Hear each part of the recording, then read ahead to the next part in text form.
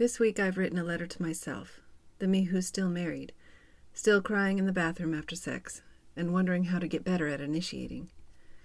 There are some things I want her to know. Dear Natalie, you don't know me. I'm you, but not the you who's sitting in your chair next to the bed reading this letter.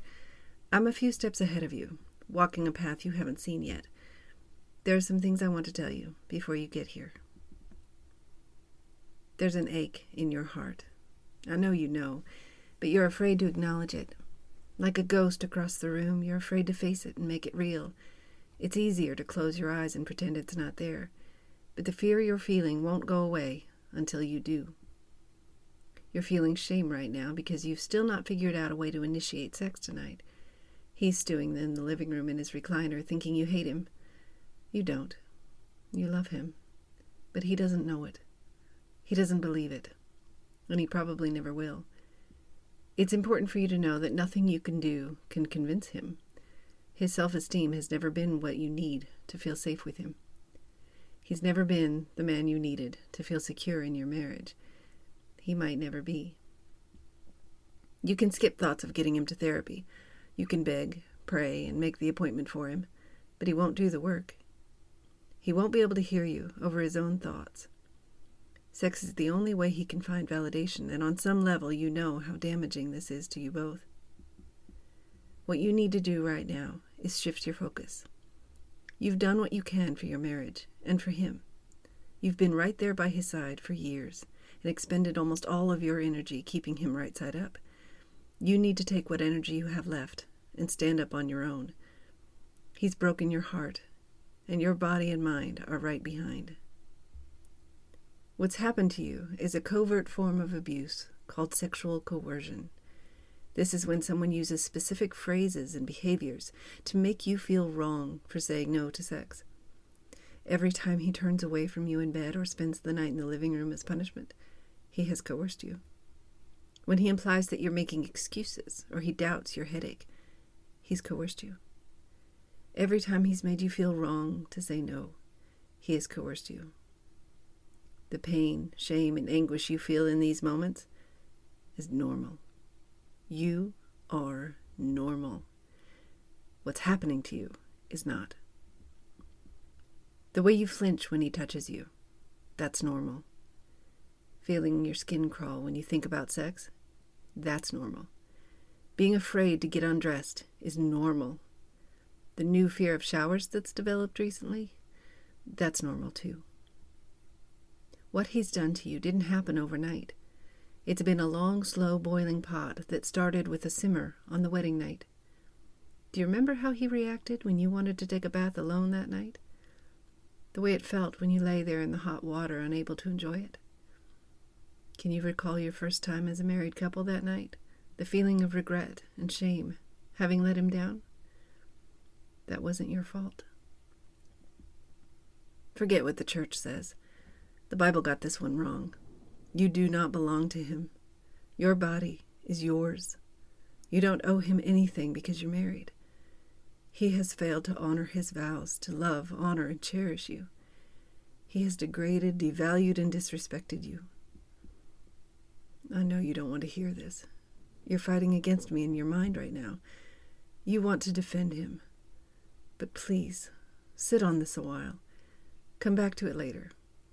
Then again and again until you understand it. Google it. Sexual coercion. Make a few notes about what you read and start keeping a journal. If you don't feel like writing, make an audio recording or a video. You're going to be good at making videos one day. And you're going to want to have a record of your thoughts and feelings about these things. You're experiencing some trauma in your brain from this abuse. Yes, it's abuse. It's psychological abuse called coercive control. It has worn away certain cognitive abilities, including vocabulary and speed of thought. I'll bet you've noticed you're grasping for words and finding it harder to think as quickly as you used to. This is normal too. And you'll get clear of it soon. Keep track of your feelings, thoughts, and incidents as best you can so you can refer to them later. Your ability to stand firm in everything that's happening to you now will determine your confidence in the future. and it's confidence you'll need to get free of this. Don't be afraid of difficult truths as you encounter them. Learn everything you can about what's happening to your mind and body. Learn about the nervous system and trauma. And when you're ready, your sexual health. Your sexuality is fragile, and right now, pretty well gone, but you can get it back. Take your time and take in all the information you can handle, a little at a time. And listen to yourself. I tell people this a lot these days. What's going to help you most in all of this is listening to yourself. Everyone is going to have an opinion about what's happening and what you should or shouldn't do about it. Yours is the one that matters. You know what you need to do, and you'll find the confidence in it if you stop doing what everyone else wants you to do. All of this is easier said than done, I know, but I need you to trust me. The future we have is only possible if you stand up for yourself now and for the kids. I won't get into the kids, but know that they'll be better for your courage right now. You're going to spend some time alone, and it's going to hurt. But that big bed you're sleeping on the edge of every night will soon be all yours. You'll be sprawled out on your back making snow angels in the sheets. Don't laugh, it's true. You're going to look at yourself in the mirror one day and admire the woman there. She'll be naked. Yep, naked. And you won't look away in shame. You'll smile with desire, and you'll feel entirely sensual again, like you did decades ago. Yeah, I know it's a dream, but it gets better. There's a man. Yeah, he's probably not the one, but we don't believe in that anymore. He's gentle, yet strong, surprisingly intuitive, responsive to your desires, looks you in the eye. And Natalie, he wants you to flourish. This one isn't intimidated by your confidence and strength. It's the thing he loves most about you. But don't worry about him yet. He's mine for now. Right now, you need to get yourself to therapy and get working on healing your heart and mind. The goal isn't the man. The goal is the healing. Here are your next steps. 1, get the kids into therapy. They're going to need a third party to talk to as all this goes down. 2, ask him to leave to give you some space to figure all this out. He'll be reluctant, but he'll do the right thing.